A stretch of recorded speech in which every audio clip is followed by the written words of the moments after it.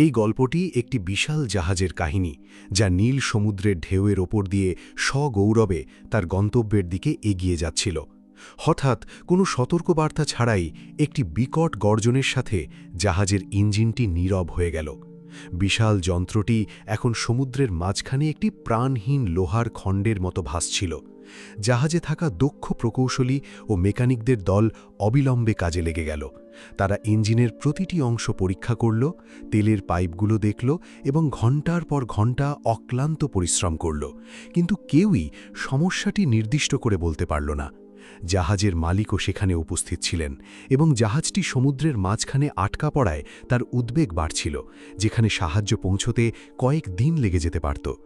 ৪-৫ দিনের দীর্ঘ অপেক্ষার পর ৭০ বছর বয়সী একজন বিশেষজ্ঞকে ডাকা হলো। তিনি শান্ত ছিলেন এবং সঙ্গে একটি পুরনো যন্ত্রপাতির ব্যাগ নিয়ে এসেছিলেন। তিনি কোনো তাড়াহুড়ো ছাড়াই ইঞ্জিন রুম পরিদর্শন শুরু করলেন। তার অভিজ্ঞ চোখ প্রতিটি পাইপ এবং সংযোগস্থল গভীরভাবে পরীক্ষা করল। সংক্ষিপ্ত পরিদর্শনের পর বৃদ্ধ লোকটি একটি নির্দিষ্ট স্থানে থামলেন।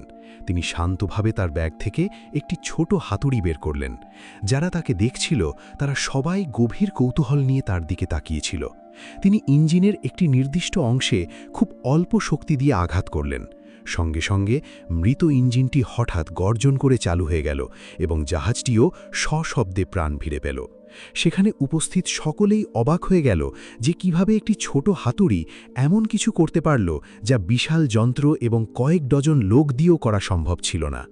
জাহাজটি নিরাপদে গন্তব্যে পৌঁছলে মালিক বৃদ্ধ লোকটির কাছে তার মজুরি চাইলেন। বৃদ্ধ লোকটি নম্রভাবে উত্তর দিলেন ১ লক্ষ টাকা। মালিক হতভাগ হয়ে বললেন, মাত্র এক হাতুড়ির আঘাতে ১ লক্ষ টাকা? এটা তো অনেক। আপনি কি আমাকে এর ব্যাখ্যা দিতে পারেন?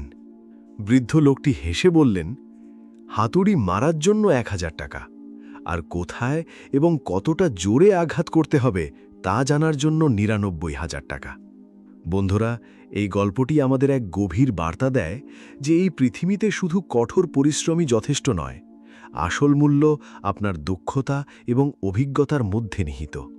অনেক মানুষ ঘণ্টার পর ঘণ্টা কাজ করার পরেও সেই ফলাফল অর্জন করতে ব্যর্থ হয় যা একজন বিশেষজ্ঞ তার জ্ঞান এবং অভিজ্ঞতা দিয়ে মিনিটের মধ্যে অর্জন করেন। সুতরাং আপনার কঠোর পরিশ্রমকে সঠিক পথে চালিত করুন এবং এতটাই দক্ষ হয়ে উঠুন যে আপনি আপনার ব্যয় করার সময়ের জন্য নয়, বরং আপনার কাজের গুণমানের জন্য স্বীকৃতি পান। গল্পটি ভালো লাগলে লাইক দিন, আপনার বন্ধু ও পরিবারের সাথে শেয়ার করুন এবং এই ধরনের আরও অনুপ্রেরণামূলক গল্প শুনতে আমাদের চ্যানেলটি সাবস্ক্রাইব করতে ভুলবেন না। ধন্যবাদ।